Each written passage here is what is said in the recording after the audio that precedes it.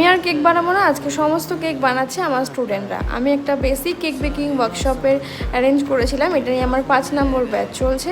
হ্যাঁ, প্রতি মাসে হয়তো ক্লাস করাতে পারি না, বেশ অনেক দিন পর, এটা ছিল আগস্ট মাসের ক্লাস, সেটা হচ্ছে গিয়ে এখন অক্টোবরের লাস্টের দিকে ভাবা যায়। যাই হোক, এখানে আমরা টোটাল 10 রকমের স্পঞ্জ রেডি করেছি, যেটা কালকে আইসিং করা হবে, সেই ভিডিও তোমরা কালকে দেখতে পাবে। তারই ফাঁকে আমরা লাঞ্চ করে নিয়েছিলাম। লাঞ্চ করার পরে আবার আমরা কাজে ফিরেছি। এক এক করে প্রতিটা ফ্লেভারের কেক প্রতিটা স্টুডেন্টের হাত দিয়েই বানানো হয়েছে, সেটা আশা করি তোমরা ভিডিও দেখে বুঝতেই পারছো। কিছুটা হেল্প ওদের আমি করেছি, কিন্তু শুধু ওটিজিতেই নয়, গ্যাসে কিভাবে কেক বানানো হয় সেটাও কিন্তু দেখিয়ে দিই। গ্যাসে কত ভালো কেক হয় সেটা নিশ্চয়ই তোমরা নিজেরা দেখে নিলে।